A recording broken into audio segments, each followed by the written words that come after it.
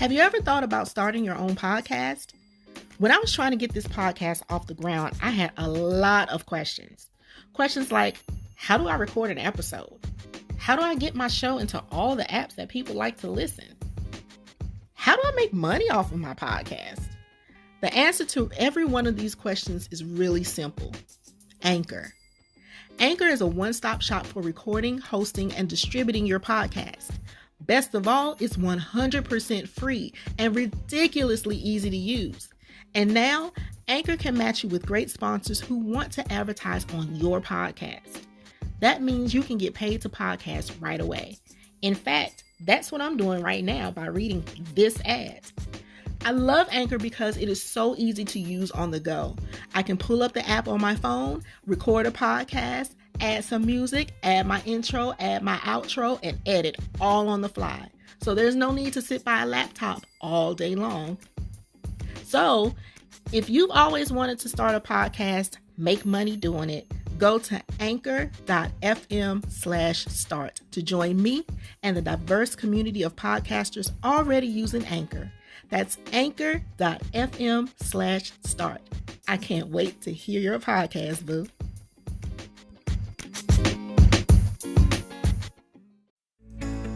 Welcome to The Charging Station with Tracy Massey, certified life coach, passionate author, and speaker from Living My Empowered Life.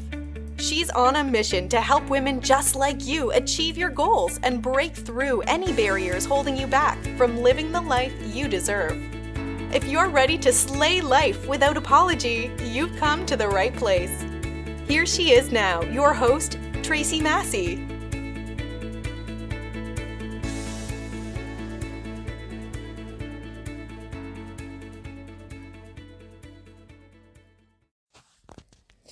Hey, welcome to the Charging Station podcast. Boo, come on in, take your shoes off, grab your coffee, grab your tea, grab your water, grab your wine, whatever your beverage of choice, you know what to do. Welcome to another episode, and baby, I just want to tell you how blessed you are because today's episode is fire. Today I am chatting with Shanelle. Chamina is a professional tax strategist. And when I tell you in this episode, you want to grab a notebook because my girl is dropping major gems on how you can make the tax code work for you. Chamina's mission is to change the lives of 1,000 women entrepreneurs by implementing big business tax strategies to expand your small business. Her philosophy is not about how much money you make, but how much money you keep. And we all know we can get ate up by some taxes, honey. So sit back and relax and enjoy this episode. Hey, Chamina. Hi, Tracy. How are you, love? I am blessed. How are you? Doing great. Peeps, let me tell you something. It is, at the time of this recording, it is Saturday morning at about 8:15, and we're just up and bright and early and bushy tail today. So that means you are in for a blessing because we are on point quarantine, okay? Half of y'all probably still got coal in your eye. So let's just go ahead. Let's just grab our coffee, grab our tea, grab our water. I hope you're not drinking wine, especially if you're on the East Coast. Not drinking wine right now. But go ahead and grab your beverage of choice and have a seat on the couch because we have our very, very special guest who is a tax strategist. Baby, we need you. I'm need here. You. Yes. And I am super excited to speak to you about this subject. I know taxes can be a scary thing. You know, just even saying taxes out of my mouth, I felt my heart palpitate a little bit. You know, because it's a complex world that a lot of people get caught up in, except for, you know, the ultra rich. But I love your mission to take 1,000 women entrepreneurs and implement these big business strategies in their small businesses. I love that. So before we dig in, tell everybody who you are. And I love this question. I want you to give us a fun fact about Chamina. Oh, wow. So I am Chamina Shanelle. I am the founder of newerbooks.com, and I am a tax strategist, and I design tax strategies and tax plans for women entrepreneurs who are looking to expand their small businesses. And I use my tax strategies to actually apply the big corporation strategies to the small business. Love it. Yes, a fun fact about me is quarantine was such a blessing because I was quarantined anyway in my real life. And I love all things salted caramel. Oh, really? That's a different palette. I Yes. Yes, it's the sweet and salty at the same Yeah. time. Oh, like yin and yang. I love it. Yes. Love it. So I spend most of my days just driving my son, my 14-year-old son, to dance festivities. I do have a 27-year-old son also. So the year that my youngest started kindergarten is the same year that my oldest started college. Wow. You sound like my Yes, best it's friend. not a parent. It's not a parenting plan I recommend, but it's you can survive it. Oh, and first of all, you saying that you have a 27-year-old, ma'am. You look like you're 27. So let's just start there. Oh, I wish I felt 27. That's That what would be the bigger blessing. listen. I totally get it. That's what I tell everybody. Everybody says like, "You look so young." I say, "Honey, my knees remind me that I'm not." How about that? How about it? But Every morning. they served me well because I came up in the Yes. '90s. We came up in the '90s, so they served me well with the Tootsie Woo. Roll and all of that stuff. I just aged Yes. myself. But okay, whatever. Yes. It happens. It happens. So tell me how you got into the business of tax strategy. Oh, wow. So I will say in college, my first major was chemical engineering. Wow. How? Okay. Yes, but my oldest son was born. I got pregnant the second semester of my senior year, so I took the first semester of college off to birth my son, and so I went into chemical engineering, and that was at the time where if you were a person of color that had high math and science scores, they really wanted to push the engineering curriculum. Mm. So I went that route, but I won't say very quickly. After the first couple of years, I said, I don't think I would be successful because I have such a structured time frame because I have a son. Mm-hmm. Like, even if he went to childcare, I couldn't like stop an experiment to go and pick him up from daycare. Gotcha. Yeah, so then I went the business route, and I took an accounting class and fell in love with it. Then I worked out of college, I worked for a CPA firm doing financial audits, but I really liked the tax part of it. And I didn't get to do a lot of taxes at the CPA firm, but when I left there, I, was doing a lot of accounting. And so all the business owners were telling me, I can't run my business because I can't do accounting and I can't keep up with the paperwork. So that's kind of how I birthed my business. Mm. But I really wanted to get into the tax part of it because that's the end goal. Mm-hmm. It's not the money that you make, it's the money that you keep. Right.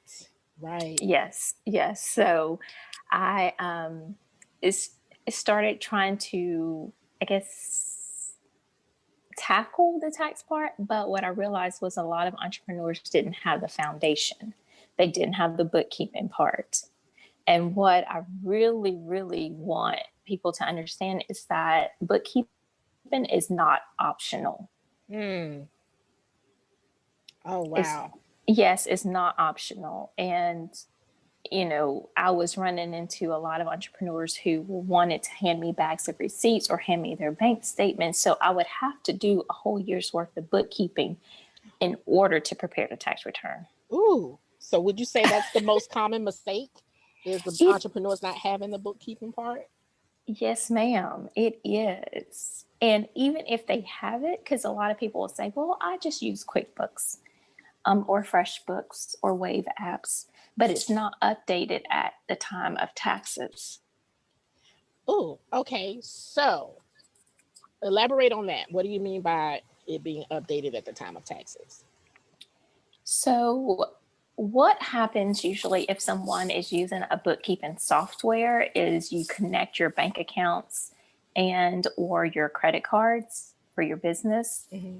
And updating means that all of the transactions for the entire year have been categorized and your monthly statements have been reconciled, meaning that what is happening in your business is showing up in your bank account. Ooh, okay, people.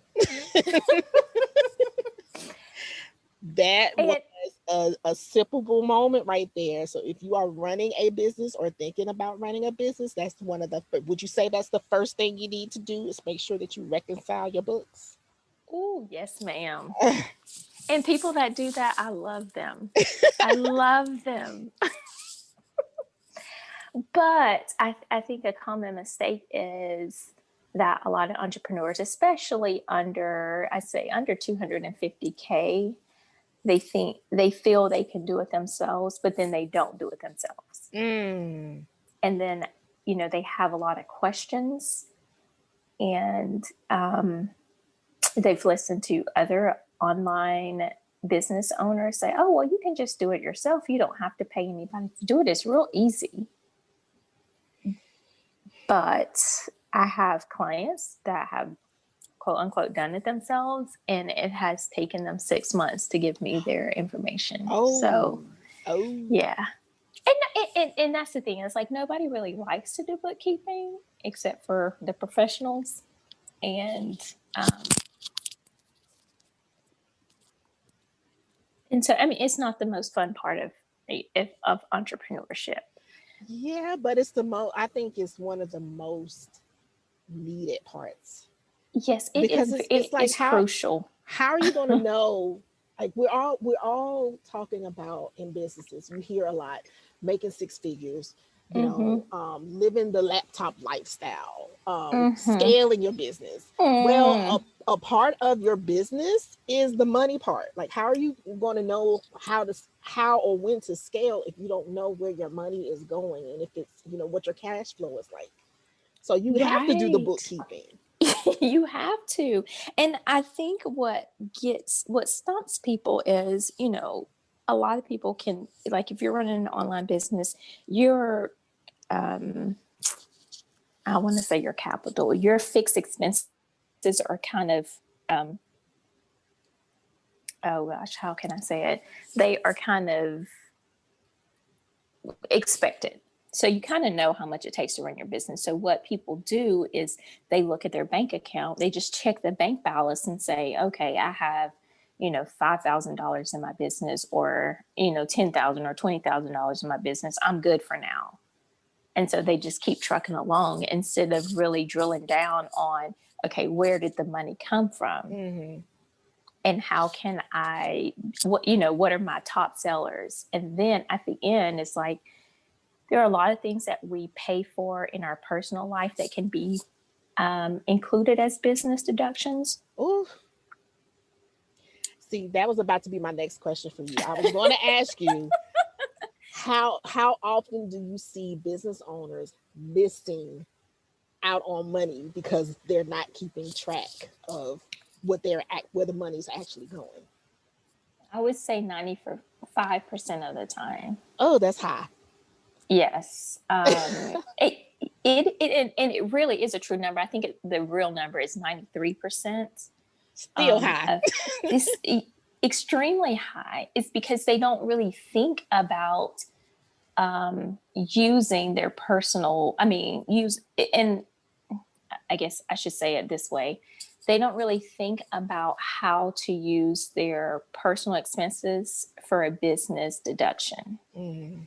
For instance, when I see business owners with a designer bag, especially the big bags, I always cringe because I'm like, oh my gosh, does she realize that she could have written that off as a business tote? So What? it's an office expense.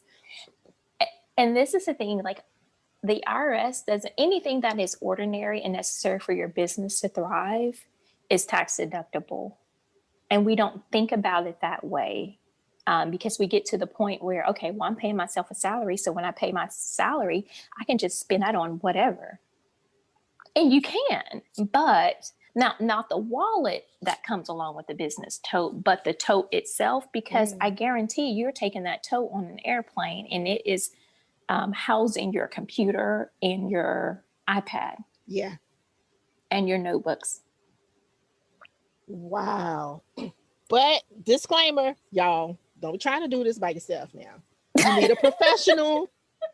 You need a professional because you'll end up in jail. Don't do that. Yes. Should be in jail by Friday. See, that would be the thing that would make me not want to do anything tax wise on my own. Like, I don't even do my own personal taxes because I'm like, no, I don't know what I'm doing. I don't care how many instructions you put in front of me. I'm not the professional. I need somebody with professional eyes to catch what I'm not seeing. So exactly, what would be like, give us 3 ways we can use the tax code in our small businesses to our advantage. So the first way is I refer to it as not taking it personal. And that was, the example I just gave about the tote.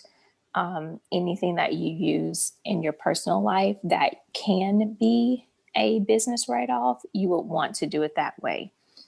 You want to use that strategy. One of my clients reached out to me online. I must have posted something about cycling or something. And she was like, I can't wait to get my refund so that I can buy my Peloton bike. Well, I was like, oh, you can write that off.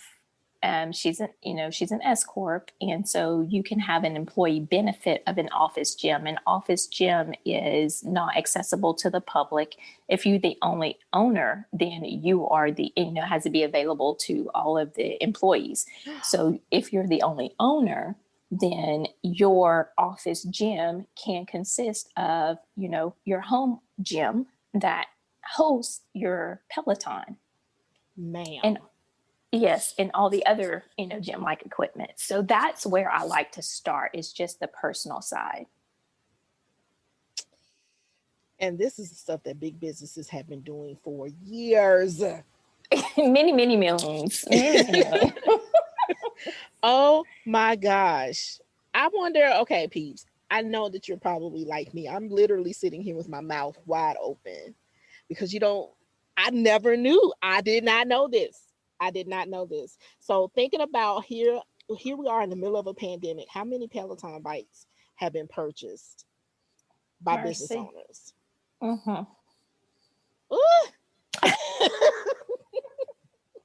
So what's another way that we can use the tax code to our advantage? And then a second way is one of my favorite strategies is for people who have children to hire them in your business. And you can pay your child up to, it's a little over $12,000 a year, tax-free. And the way that you would implement that in your business is to pay them to do, but you actually have to pay them. And this is how the 1%ers or 2%ers trickle the wealth back down into their families. It's because they will hire their children to do some actual work in their business. That's why they're able to pass the business down to their offspring. Mm-hmm. And so for me right now this strategy is available for sole proprietors and LLC owners. And you have, the child has to be an offspring of the owners. But for me, like my son dances, and the months that I travel with him, I can spend easily $1,500 to $2,000 a month. So because he is 14 and he knows all things technology, I can hire him in my business to edit my videos, to edit my photos, to, shred the papers, the, legal and confidential documents that I have sometimes from my clients. I can hire him to do those things for me. So I can pay him, and then the payment that I pay to him can pay for his dance. Wow. And so that becomes a tax write-off for me. So people out here hollering about these $1,400 stimulus checks, which is great. This $1,400 a month, which is great. But you can have a whole employee. And I mean, oh gosh, that's so well-rounded, because that's such a teachable moment. You're teaching your child basically how to become an entrepreneur. Right. And you can teach them financial responsibility early, which is what we all need to learn this skill early. Oh man, I'm blown away. Yes. But you actually have to pay the children, right? You do. And it has to be payroll. And some people, like one of my clients was like, well, I can just transfer the money from my account to her account. And I was like, no, actually you can't do that. You have to put her on payroll, and you elect to not deduct the Medicare and Social Security. Oh. And so because they are a family employee or a child employee, you can elect not to pay the Social Security and Medicare. And because their payment is going to be so low, the under $12,000 a year, then they don't have to pay the federal income tax either. So basically they're getting tax-free money and you're getting a tax write-off. Yes, ma'am. Shut your mouth. Yes, ma'am. Yes, ma'am. Wow. But make sure, peeps, your paperwork is legit. Don't go out here trying to pass off Pookie and them's children as, your little employees. That's not going to work. You have to have payroll. Okay? Yes. Because people will try it. I'm pretty sure they will try it. They have tried all the things. I had somebody trying to write off fish one time. Wait a minute. Fish for her aquarium. But the beauty in that, I was like, you can't do that. And she's like, well, why not? And I was like, because it's in your house. It's a personal expense. So she moved it to her business building. Oh. And then guess what we do? We writing off fish. Wow. Then she owns a childcare center. So when the kids go into timeout, they have to go and sit in front of the aquarium, and the fish calms the children so they can go back to class. And there we have it. Twofold blessing. Twofold blessing.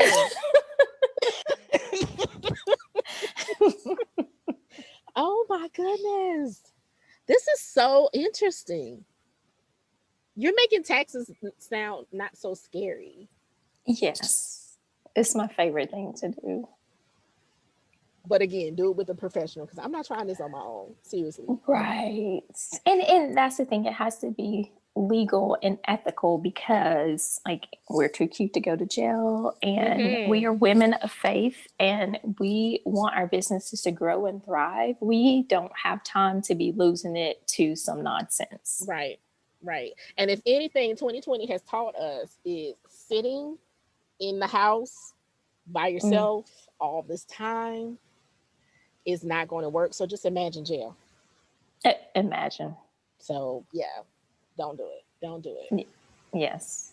So if you're starting a new business, or if you're in business and you're hearing this podcast and you wanted to get your business taxes straightened out, like what are 3 things that we can do right now to put ourselves on a good track tax wise? The first thing is to, if you don't have a bookkeeping system, you need to make sure that is on your top list. You have to have professional help for the money part, unless you are a financial expert. And then the second thing would be to have a consultation with a tax accountant. There are differences between bookkeepers, accountants, financial experts, tax preparers, and tax accountants. So I would say taxes, if that's at your top priority, get with a tax accountant, an expert in the tax realm. And then the third thing would be to take action. I mean, we cannot sit on this forever. I have people that have said, like, for 3 years, like, I want to work with you. Or then I have people that have for 3 years stayed at the $300,000 revenue realm. And it's like, okay, why are we stuck right here? You can't be scared to pay taxes. Paying taxes is a part of business. You only want to pay the taxes that you owe, but my goal is to get you to where you don't owe that much. Yeah. And then if you don't owe that much, you can take the money that you saved on your taxes to trickle it down back into your business. I'd say start with your business first on the tax savings, because you want it to be a living, thriving machine so that it can generate more revenue. And then you want to circle it into your employees yourself first. And that's paying yourself payroll. That's putting yourself on creating a retirement plan for yourself and your employees. And then the third thing you can do with the tax savings is to trickle it down back down into your community.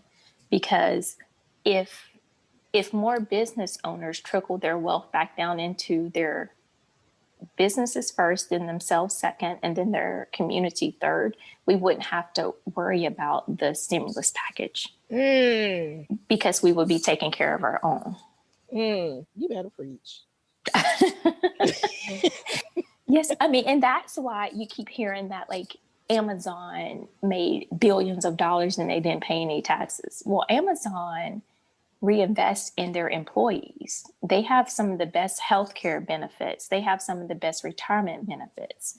And then when they finish there, then they're like, okay, well, our business is transporting goods from manufacturers to the consumers. So the vehicles that we use are going to have zero emissions. And so the government, being the IRS, gives a lot of tax credits based on electric vehicles. That's why you see a lot of millionaires driving Teslas. That makes sense. Yes. And then when the pandemic happened, Amazon also transitioned, I think it was something like 700,000 students to online learning. Wow. And their commercial said, we're just getting started. Wow. So because Amazon was able to do it, and I'm assuming it's in the areas where they had their distribution centers, the government didn't have to we didn't have to use the government funds to transition those students. Wow. I'm floored. So when we are women of faith who have these businesses, we really have to be mindful on our spending and our wealth when we generate the wealth, and like, what are we going to do with it? We can't hoard it and that's the thing, the tax law is written for it to trickle down. If you hoard the wealth, then you're going to be taxed on it. If you give it back and, build up your communities, and I always use Amazon as an example. If Amazon is going into like underserved communities and they create a distribution center, then they're hiring people who would have been working, like, say, at a fast food restaurant to work in their distribution center. And now their income is already doubled. Those people whose income doubled, then they get off of public assistance. Yeah. And then they're able to move either out of that community or build up that community. And then now your children have better opportunities because they're in a better school district. Or you can afford to pay for their college, and the government is not paying for, providing all of the assistance for the college. Maybe it's subsidized. It may take a generation or two. But it's possible. But it's possible, yes. And that's why, yes, a lot of lower income people, they get these huge tax refunds. I knew somebody who had 3 children who made $16,000 in a year, and her refund was $9,200. Stop. That was like almost the annual salary, Her right? salary, yeah. Yes. Well, and it's because you went to work, we did not have to pay for every single thing. Like, I mean, some people that don't work, whether it's illness, whether they just had a child, whether it's, a mindset thing, they rely on government assistance. But when you work, the government will say, okay, well, since you went to work, we're going to give you credit for working because you were, we didn't have to give you as much in food stamps. We didn't have to give you as much in healthcare reimbursement. We didn't have to give you as much in childcare. Like you had to pay a portion of that. Mm-hmm. So that's why the wealth trickles down.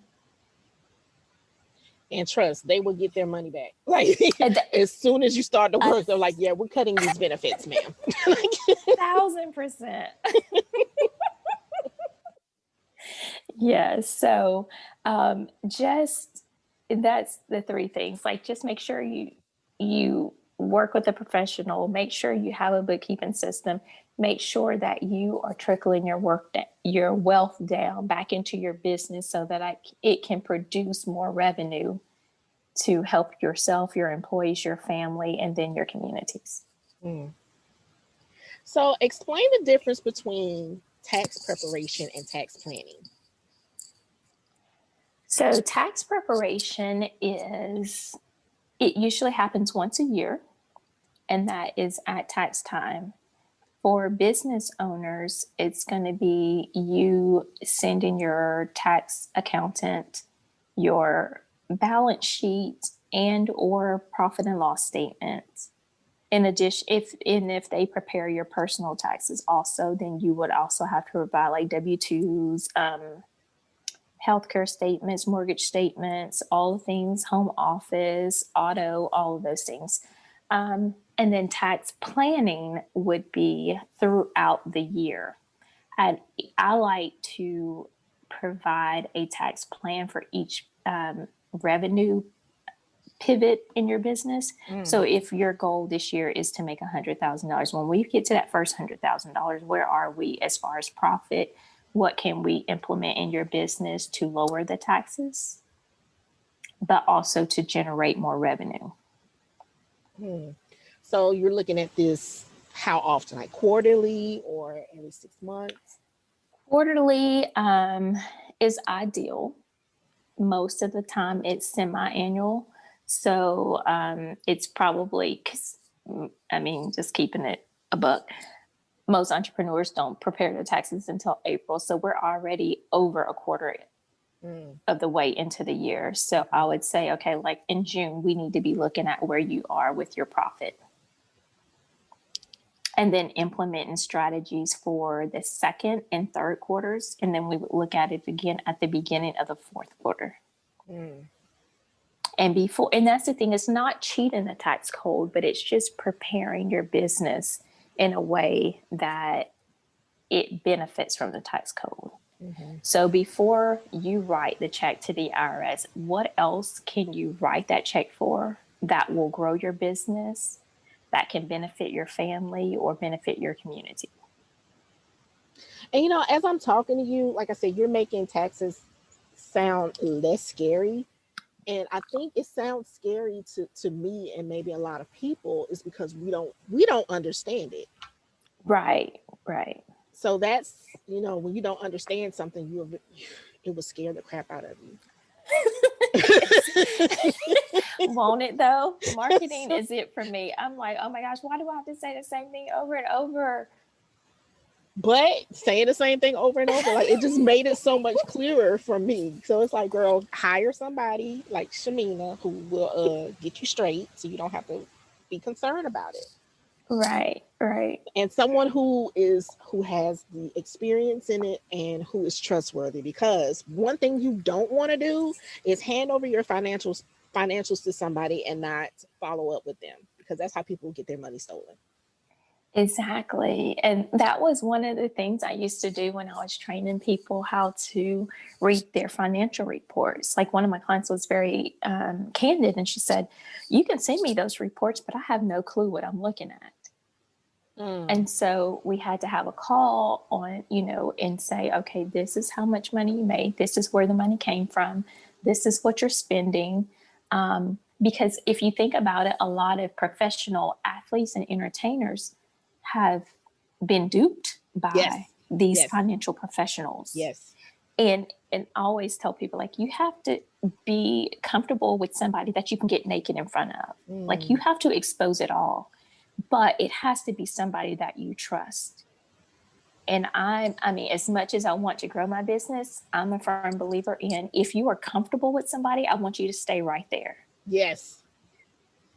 Like, if you are comfortable with the person that you are, like, I had a call with a client 2 days ago, and he hadn't done any bookkeeping all year. And typically I don't work with male clients, but this person just, I've known them for a long time and they begged me.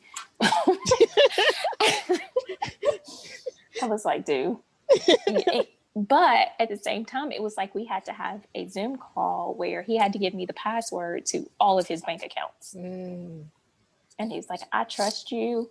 And I was like, look, once I'm in and I can download what I need, go ahead. If you don't feel comfortable, change your password so that way I don't have the current password. I mean, I didn't remember it. I didn't write it down. I'm not going to go back into it because I have what I need. But, I try to educate people on how you can protect yourself at the same time. Mm-hmm. And that's so important because, like you said, we've seen stories of these athletes and entertainers getting gypped. I mean, just recently, Kevin Hart with his, what was his stylist or something, stole $1 million. Like, dude, how are you? First of all, how are you so brazen? And then I'm like, okay, do you make that much money that you don't pay attention to it? I don't care if I'm making Jeff Bezos money, however you say his name, Mr. Amazon. I don't care if I'm bringing in that much money. I want to know where every penny is going. Yes. Because again, how am I going to grow? How am I going to make the impact with this money? Because you can make a lot of impact when you got some change. Yes, ma'am, you can. And that's what it's for. I mean, I feel like God wants us to make the impact. Like, he wants us to be abundant. Yes. He wants, so that we can do his work on a larger scale. Yes. And I mean, that's what the word says. God says, the word says he wants us to prosper even as our soul prospers. Like, look, prosperity is wealth. Yes, ma'am. Yes, ma'am. I also serve a broke God, and I'm doing him no service being broke. So, something got to change. Not now service. And that's the thing. It's like, I feel like entertainers and athletes, when you get to a certain level, if you have not been educated on your numbers and you don't have somebody that you can trust,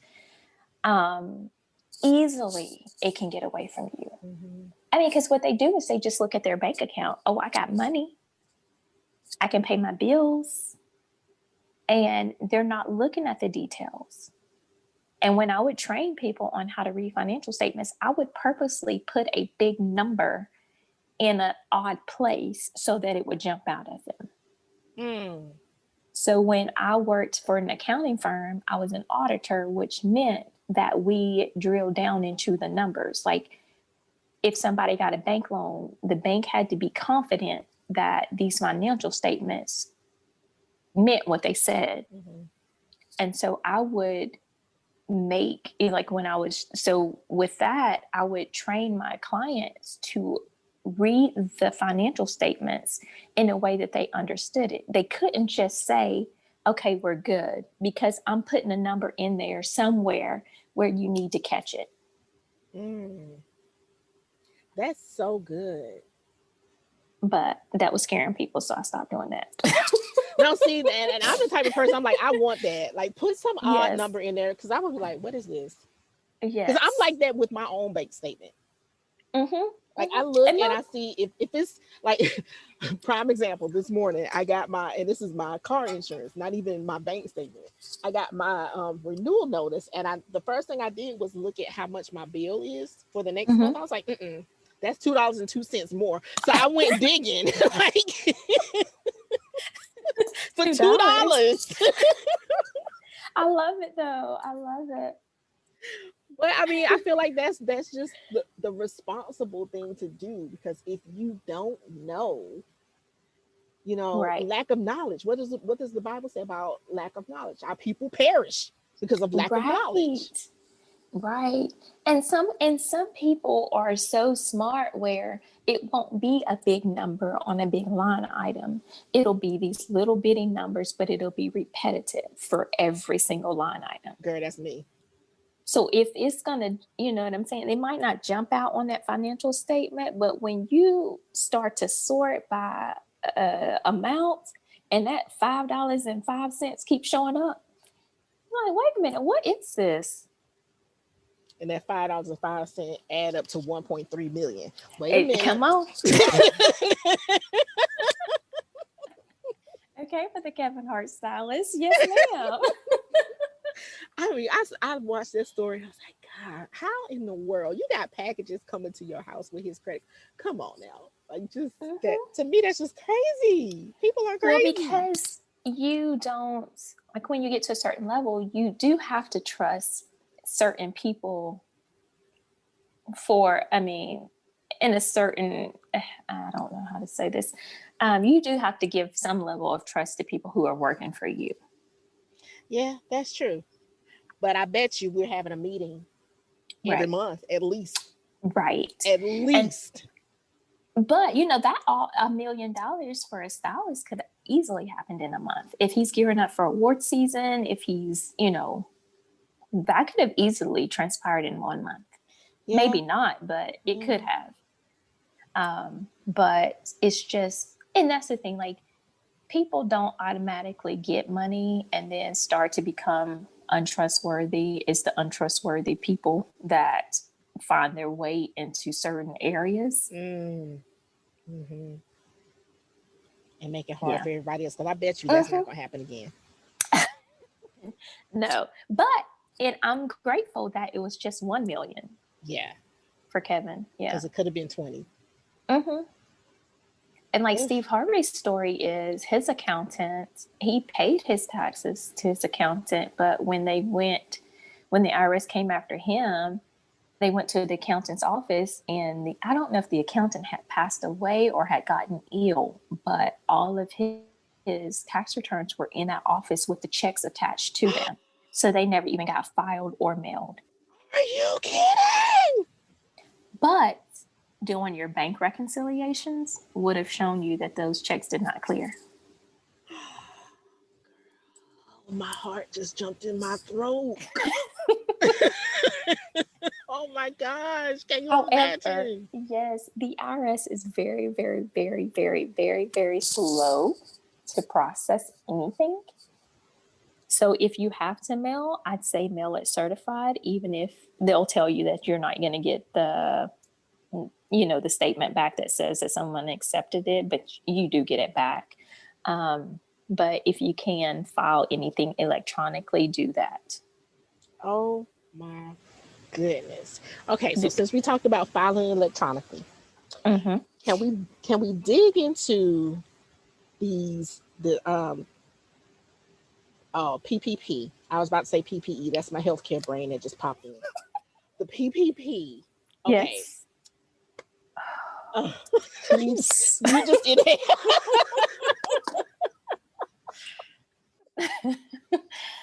The Nightmare on Elm Street. Oh, okay. So I've seen some stories of these business owners. Like just the other day, I saw a story of someone getting cosmetic surgery with theirs.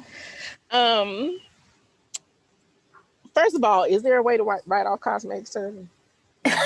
I'm asking for a friend. Me asking for a friend. Not cosmetic, but if it's like someone that I'll use this example of if your breasts are so large that you need to have a medical procedure to reduce your breasts, then yes, if you itemize. And itemize means that you don't take the standard deduction. This year, I think it's like $24,000. So if your surgery, because if you itemize, you can write off like prescriptions, doctor visits, out-of-pocket healthcare expenses. Oh, wow. But not for elective stuff. If it's for something that's medical, I guess medically backed, justified, then yes. So people with this PPP, that's doing all this crazy stuff, what do you see happening in the future? They are saying that the IRS is hiring so many auditors to audit the all of the money that they're giving. But just my experience with the IRS, they were so slow. And they may be hiring people, but I just don't think that they can do it in a timely manner.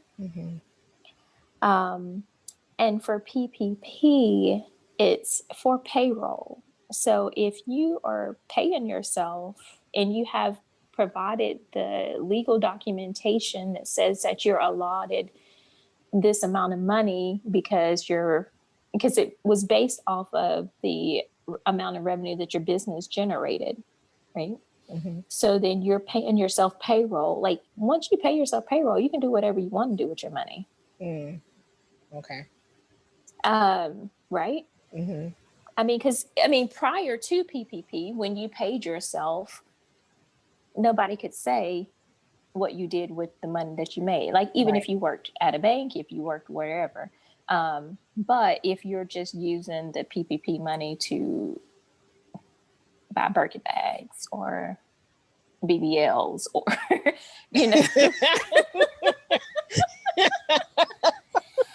I personally don't see where, it might be a little unethical, but illegal. No, I don't see that is an issue. If you have your documentation. Documentation. But I think the problem is a lot of people, I want to say forge. Say it. Yes. The information that they provided to get the PPP may not have been accurate or so legal. That was so pretty. So, and that's the beauty of being an auditor, is because you trace it all the way back to the to the point where it originated.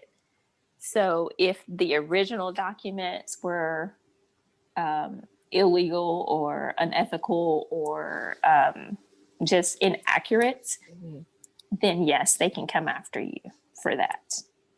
And and that's the thing, is like, it's federal money. So why would you even play with the feds like that? Right. Don't do it. Just don't even play with them. Again, too cute for jail. So cute. Too cute for jail. I just yes. Can't. And the current 2020 taught me, I don't like, even though I'm an introvert, I don't like when somebody tells me that I can't go outside. No. Like if I choose to stay in the house, that's different. But you tell me I can't, yeah. That's what my mom said. I was like, well, Mom, I'm quarantined all the time anyway. Like I work from home most of the days. And she was like, but Mina, normally you travel. And I was like, oh, I didn't think about that. And I do. I take weekend trips or, whatever when my son is not with me. So, yeah. Totally different ball game. So what are some of the PPP pitfalls that you've seen? Say that 3 times fast. So,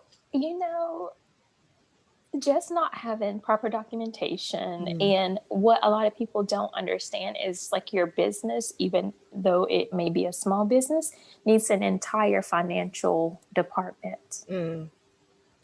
And one of the things that I have my clients do is every month like download their bank statements, even if they are preparing their bookkeeping themselves, because most of the time your bank statements, like if you do online banking, it only goes back like 12 to 18 months.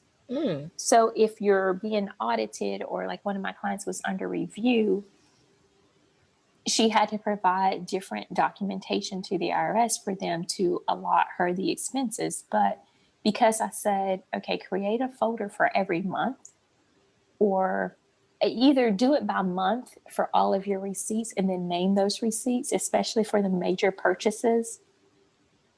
Then, like, I wanted to say, if you went to Chili's, 2021 03, was today the 13th?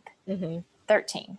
So I have them name it by what it is, then the date. And so, like, because like this particular year, my client spent like $8,000 on a website. So when they said legal and professional fees, we could easily go and find those documents. So just having the documentation for the PPP, where you got your numbers from, what other, and just making sure that, okay, we are women of faith. So we want to be ethical in the things that we do. I've only had one person actually come back, have theirs forgiven thus far, because most banks are not updating their sites in time to keep up with all of the SBA requirements. Oh. So I haven't seen a whole lot of PPP pitfalls yet, but I think in the coming months, it's going to get real. Because I think of it like this, like when it's all first started, it was so new. So a lot of people, there were some guidelines, but I think as we've gone along, we've had an entire year. As we've gone along, just like anything, it's been tweaked and it's been fine tuned. And then, I think they're getting a lot better with the qualifications and everything. So yeah, people just be legit. Be legit. Yeah. And it's like, it's scary. It can be scary, but if you're doing it the right way from the beginning, then your fear lessens. Yeah. And then working with a professional, somebody that you can ask questions and give you legitimate answers. A lot of my clients only come to me at tax time, but they still consider me their accountant. So before they do something, they'll kind of just run it by me. And so I can give them some professional, expert advice. And usually it's just a quick 60-second response. 60-second response that probably will take the average person like me 3 months to figure out. Yes. Well, with that being said, do you have any specific questions that you want me to answer regarding PPP or taxes? Like, since you have me here. Oh, okay. Yes. Okay, so you know that there are all these memes and stuff floating out there about PPP, taxes, and hiring your children and everything. When it comes to PPP, as a business, can you apply? That one particular meme that I'm thinking about is that meme that says, take your STEMI and flip that thing, turn it, get you an LLC, turn around, open up a credit card, charge $1 in gas, then write that off as your taxes, and then go ahead and apply for PPP. Is that even legal? I don't think so.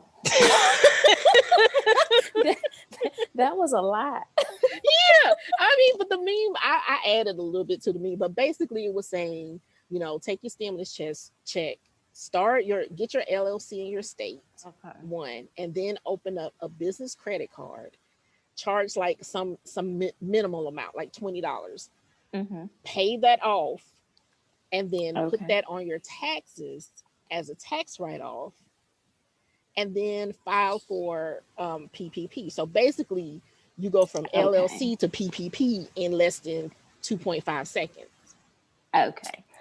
So if I remember correctly, you can apply for the PPP, but you have to have had a business at a certain date. Mm. So I think by like last year when we were doing PPP, it had to have been started by February of 2020 or something like that, and you had to, or maybe it was, you had to have been in business for like 3 months or something before they actually started the program. So that particular meme would be incorrect because you would have had to have already had a business for PPP to be applied to your business. My goodness. Yes. So don't do that.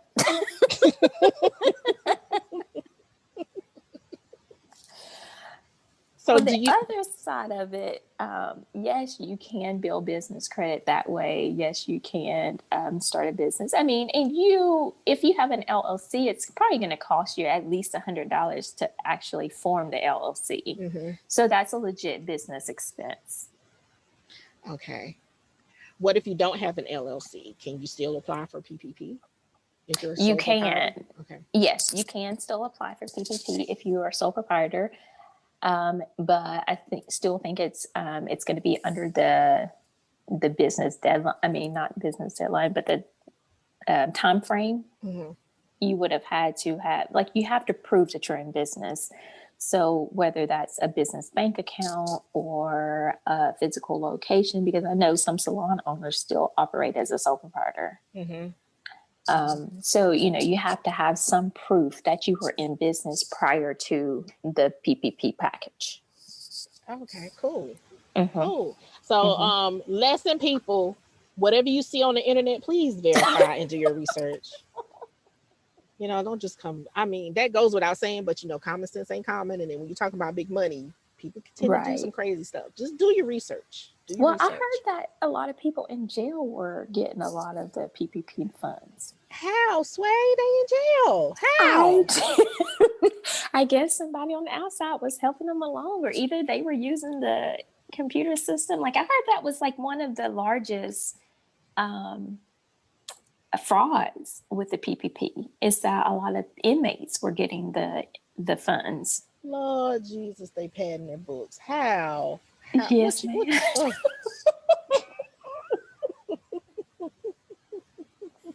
So, and that's the thing, when I said that the government is very, very slow, like they did not have the proper guidelines and structure, the infrastructure to handle all of it. But they were trying to help the American people.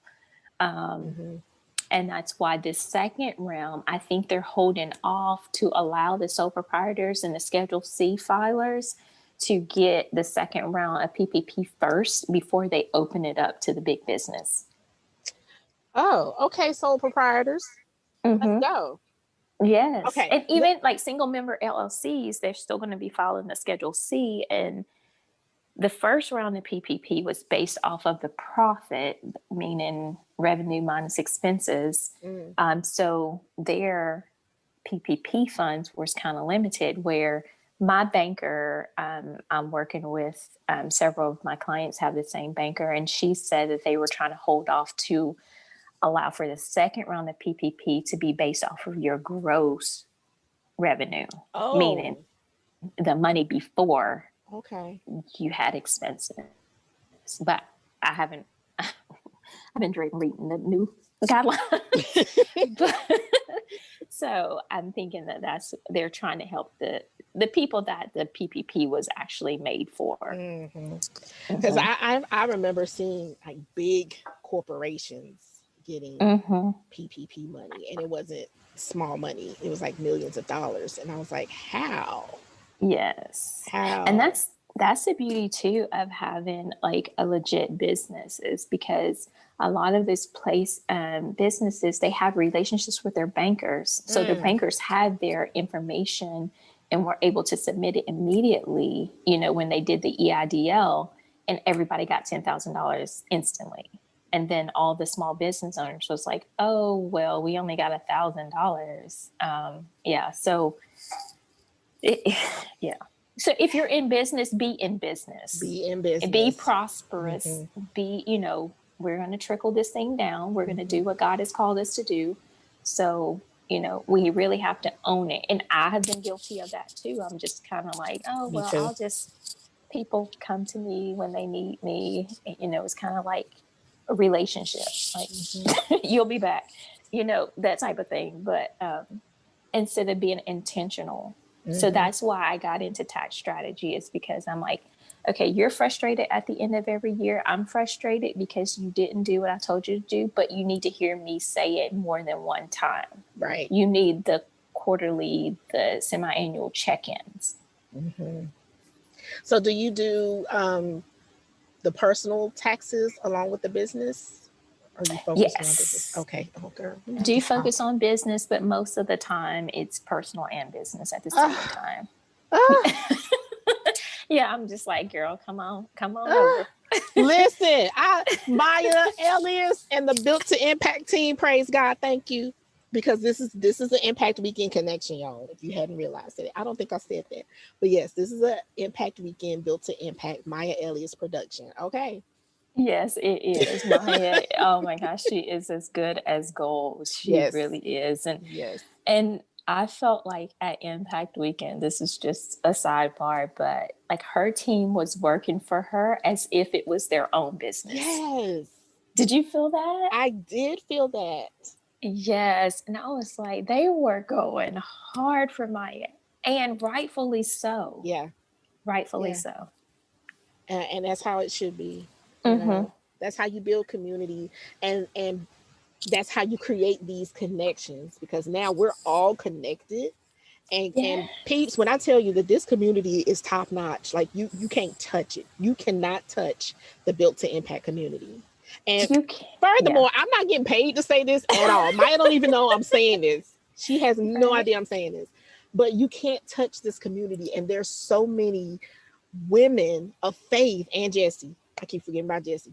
But there's so many people of faith in this community, and we're all in different career paths, businesses, but we serve each other, which helps us to be better to serve our respective communities. It's about to be a takeover, y'all. It's about to be a takeover. Now, I have to share this about Impact Weekend. I told you earlier about how I was on this breakout session with this group, and they were telling me I needed a project manager instead of a virtual assistant.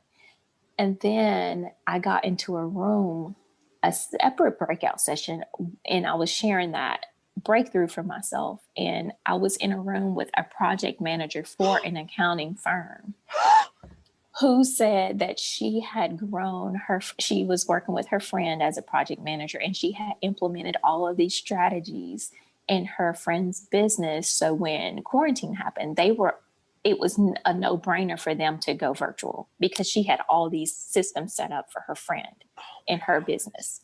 So she said, well, I'll share all the information that, you know, and the tools and systems that I use with her, with you. I'll just friend you on Facebook, and then I'll send it to you in an email. Ma'am. Yes, ma'am. Yes, ma'am. So then I was like, you know what? No, I don't know what your business is, but I want to pay you for a session, a one-on-one, so that you can help me do what you helped your friend do, or just give me some insight. Girl, mind blowing. And then I had 3 other accountants reach out to me that joined the mastermind at the same time, and I was like, y'all need to talk to Letitia. I love Letitia. Letitia. You just reminded me, I got to reach out to her. I think we have a interview too, or did we just have one? Girl, I don't know. There's so many of y'all. Like, y'all booked out my whole March. Like, I love it. Impact women came all the way through. I love y'all to life. Like, you're the sisters that I needed. And Jesse, we all need Jesse, each I'm other. sorry. Yes. Jesse, if you're listening, you're the brother I needed. I'm sorry. I keep forgetting you there, bruh. I'm sorry. Jesse is I'm sure he's happy to be amongst the crew. He is. And you know, I ain't even gonna lie, it's nice to have Jesse in the room, because Jesse is easy on the eyes. Y'all didn't hear that from me. I have not seen Jesse. I need to. You haven't? Oh, we'll talk about Jesse off air. Hey, Jesse. Okay. Okay. Hey, Jesse. Oh, so Lord, we just went totally left. Sorry, y'all. Yes. But tell us how everyone can find you, Chamina, because I know we better have some people listening to this podcast is ready to blow up my girl's calendar. So tell everybody Yes, how they can find you. ma'am. I am at Newer Books on all social media, and it's Newer, Neur, like Newer Entrepreneur, Nice. in BOOKS, because the bookkeeping is the foundation. So, yes, all things social. So that's Instagram. I'm most active on Instagram, Facebook, and then Twitter. And then my website is newerbooks.com. So, yes. And I'm actually running a special for March for business and personal tax returns. So, yep, click the link in my bio. Awesome sauce. And I'll put all that information in the show notes for everybody so you can connect with Miss Chamina. So tell us what's next. Like, I know it's tax season, so you're probably about to be jumping for real. But what's next for you? So what's next for me is I'm really going to hone in on the tax strategy. So I will be launching a tax strategy service after this tax season. So either early May or in June, because I have to follow Miss Maya's launch plan. Yes. And not just make an announcement. So I actually have to have a launch. So really wanting to connect with people before it's too late, because most of the time entrepreneurs come to me when the year has ended. So just really, really pressing getting the tax strategy in place and having a tax plan so that you can implement strategies throughout the year rather than waiting until the year has ended. And come out on top. Yes, ma'am. Yes, ma'am. So we can get this generational wealth like trickling down and to these communities that need it so desperately. Yes, I'm all for that. I love it. Well, thank you so much for joining us on the couch. It was such a pleasure to have you as a guest. I'm so glad we connected. Me too. Thank you, Miss Tracy. Thank you. Whew, honey, let me just recover for a second, because Chamina snatched a couple of my edges off. I mean, sis is about to be bald on one side of the head, but it's a good bald. You know what I mean? I want to thank Chamina again for joining me on the couch and just giving us a wealth of knowledge and making taxes sound bearable. Thank you, sis. I truly, truly enjoyed you. And everybody, make sure you go ahead and check out Chamina on her website. Follow her on Instagram, Facebook, and Twitter. She's a beautiful person inside and out, and just a wealth of knowledge. Okay? Gotta love it when people just drop gems like here. But as always, I don't want to close out the episode without praying. So let us pray. Lord God, I thank you for the opportunity to connect with women like Chamina, who are unashamed, unapologetic, and not afraid to share the codes and the secrets and the strategies that people have been using for years. Thank you, Lord, for giving Chamina this gift and this talent. And I pray, Father, that you will open up doors and pour out blessings upon her that she won't have room enough to receive, and doors that no man can shut, Lord. I thank you for every listener, God, and I pray, Father, that you would bless us indeed. Help us to be good stewards over that which you have given us. And Father, for those who are wanting to start businesses, those who are in business and maybe not so sure which way they should go, Lord, I pray that you would give them wisdom, guidance, and surround them with people who have wisdom and who are able to guide them on the right path. Because, Father, your word says that you want us to prosper even as our souls prosper. And God, we welcome prosperity. We welcome the overflow, God. We thank you for the overflow in our lives so that we can serve from our saucer. Lord, we adore you in Jesus' name. Amen. All right, peeps, until next time, remember, God loves you, I love you, and ain't nothing you can do about it, boo. Boop. Thanks for listening to The Charging Station with Tracy Massey. We hope you enjoyed the episode, but more importantly, we hope you'll take the next step and apply these tools in your own life. Please subscribe, share, and leave a review so others can find this podcast too. you definitely want to check out livingmyempoweredlife.com for free resources and all kinds of goodies, all to help you slay life without apology. Until next time, ready, set, live!